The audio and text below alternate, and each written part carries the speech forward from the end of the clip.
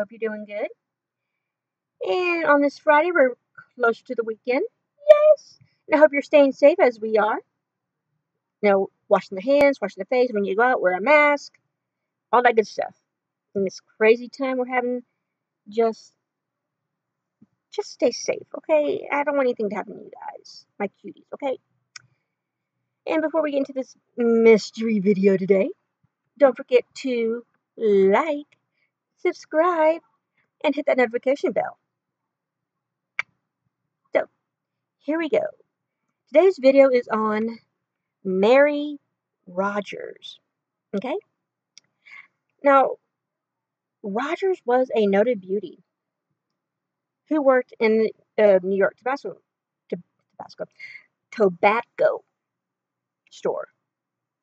Okay, we're gonna do a little backstory here, real quick, which attracted many, many customers. And I'm sorry, I don't have a desk yet to put y'all on, so bear with me.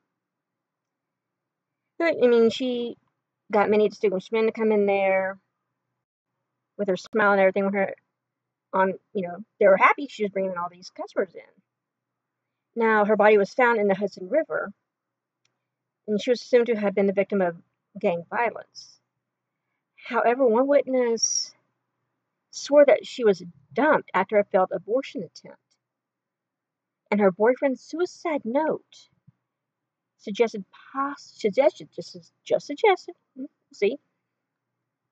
possible involvement on his part. Rogers' death remains unexplained to this day, and she inspired Edgar Allan Poe's pioneering detective story, The Mystery of Marie Rogers. Check it out. Now, Mary Rogers was probably born in 1820 in Lyme, Connecticut, though her birth records never survived. She was a beautiful, as we see here, young woman who grew up as an only child of her widowed mother. At the age of 20, Mary lived in a boarding house that was ran by her mom.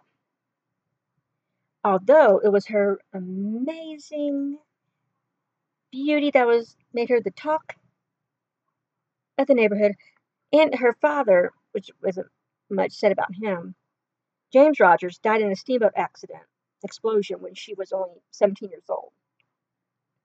And she took a job as a clerk in the tobacco shop owned by John Anderson in New York City. Anderson paid her a generous wage. Okay, she was paid well, because in part of her physical attractiveness to bring in customers. One customer wrote that he spent an entire afternoon exchanging teasing glances with her. Another admirer published a poem in the New York Herald referring to her heaven-like smile and her star-like eyes. Some of her customers included noted, can't talk. You guys know I can't talk. Literary figures as James Fenimore Cooper, Washington Irving, and Fitz Greene Halleck. Now, on October 5th, 1838, the newspaper, The Sun, reported that Miss Mary Cecilia Rogers had disappeared from her home.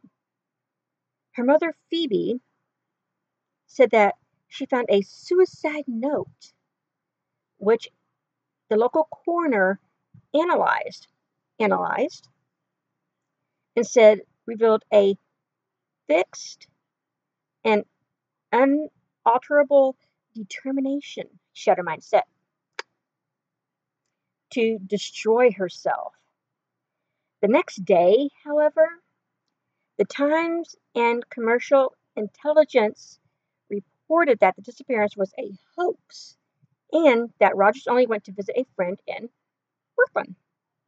The Sun had previously published a story known as the Great Moon Hoax, evidenced by Rogers' failure to return to work immediately. When she finally returned working at the tobacco shop, One newspaper suggested the whole event was a publicity stunt managed by none other than Anderson. Let me know what you think in the comments below about this.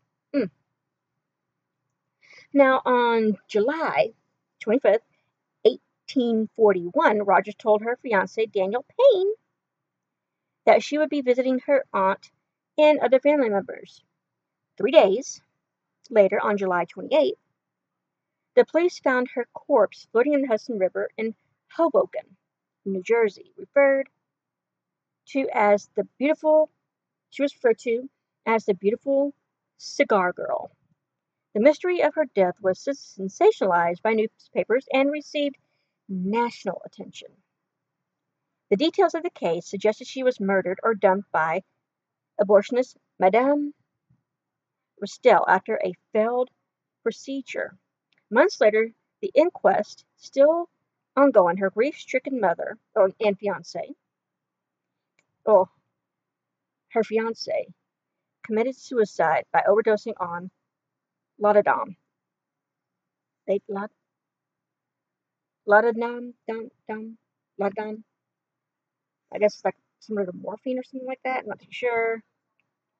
During a bout of heavy drinking, a remorseful note was found among the papers on his person, where he died near Sybil's Cave on October 7th, 1841, reading to the world, "Here I am on the very spot. May God forgive me for my misspent life." The story, much publicized by the press, also emphasized the ineptitude and corruption of the city's watchman system of law enforcement. At the time, New York City's population of 320,000 was served by an archaic force consisting of one night watch, 100 city marshals, 31 constables, and 51 police officers. Excuse the dogs. I guess my mother-in-law's coming in from the home yard. So we'll see if I can get this done without. Now, the popular theory was that Rogers was a victim of gang violence. In November 1842, Frederica Loss came forward and swore that Rogers' death was the result of a failed abortion attempt. Police refused to believe her story, and the case remained unsolved. Cold case. Interest in the story waned 9 weeks later, when the press began publicizing a different, unrelated murder case, that of John C. Colt's murder of Samuel Adams. So, that is the mystery story of Murray Rogers. Let me know what y'all think in the comments below of this. If you have any theories, I think it may have been a failed abortion. Who knows? And Johnson felt guilty of putting her through it. Well, my sweeties, stay safe, and I'll see you in the next video. Bye!